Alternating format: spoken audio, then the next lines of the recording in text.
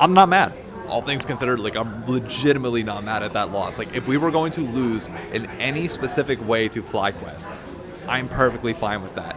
Tenacity nearly even pulled off the comeback. And Tenacity now have to stand against everybody else.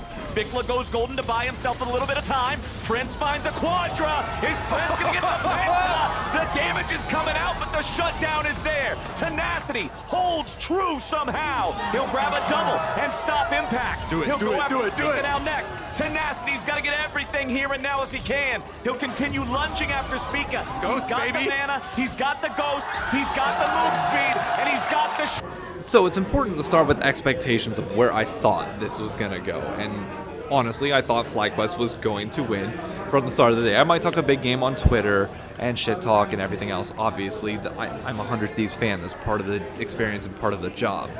But I realistically thought that Flyquest should win this because their coordination in mid to late game fights just seemed better, and that's exactly what we saw.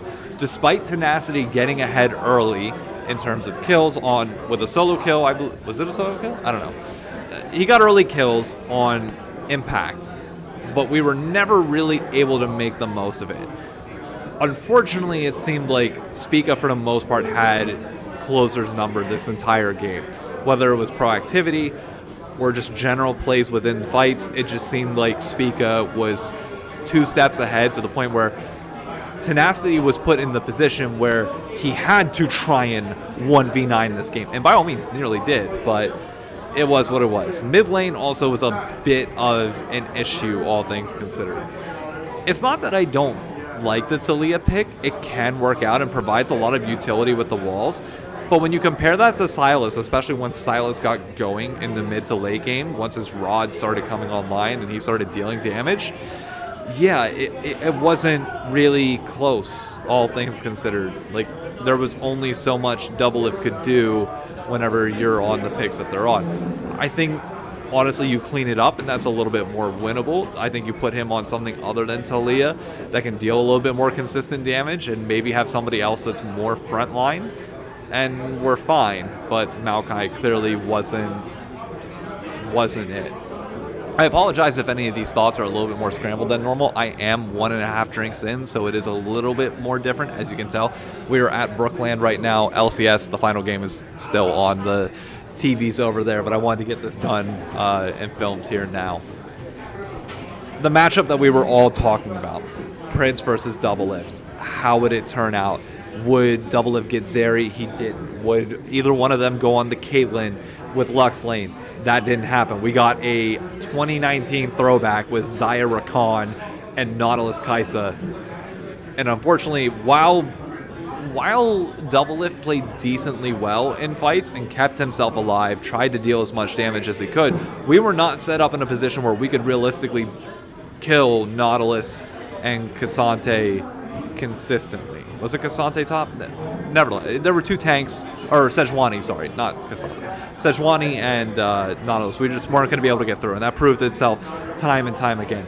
Busio showed a weakness this week of clearly wanting to be more aggressive in lane, and it just coming back to bite him. The amount of times that he got hooked by Nautilus and did disrespect that pick in lane really let them snowball some early advantages bot lane that counteracted our lead that we had in top, which by all means, I think it'll get cleaned up, and it's really not that big of a deal. Like, at the end of the day, again, perfectly fine with this game as a whole.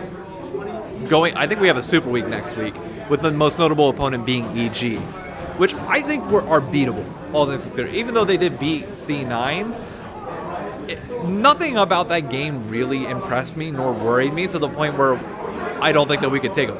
We probably played Flyquest the closest of any of the teams, putting up consistent fights all around. And that's enough for me. Flyquest is the best team in the league, bar none. It's going to take a meta change and us continuing to evolve to get to that point where we can contend with it. But we're just not there yet. And that's fine. We didn't expect us to be good until summer anyways. Does it suck that we lost? Yeah. But what, 4-2? With losses to C9 and Flyquest, if we finish out the first half of the split 7-2, that is a success. That is a massive success. we'll see how it goes. All things considered, I'm optimistic. I know this one's a little bit shorter, but obviously I'm at the bar. I got a group to get back to over in the corner there. So yeah, just wanted to take this quick time to have another TFC episode with you all. Hope you all enjoyed the games. It's been a really hype LCS start of the split in general. I know viewership hasn't been phenomenal. I'm not sure what the numbers are for the days that I've been in the bars, but I know last night it didn't seem great. I'm curious to see if we get any changes as things potentially continue to drop. But overall, the state of the league, it's incredibly entertaining, and I'm very, very happy. So, yeah, time to go finish my other drink, and I'll catch you all next week. I'm on vacation, so the only content that you're going to see on my channel this week is going to be the 4 interviews that I got coming up with Stixay, with Tenacity, with Inspired, and one other person I'm forgetting, and I apologize to who they are.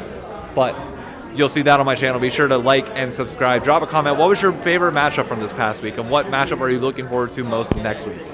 Let me know. Adios.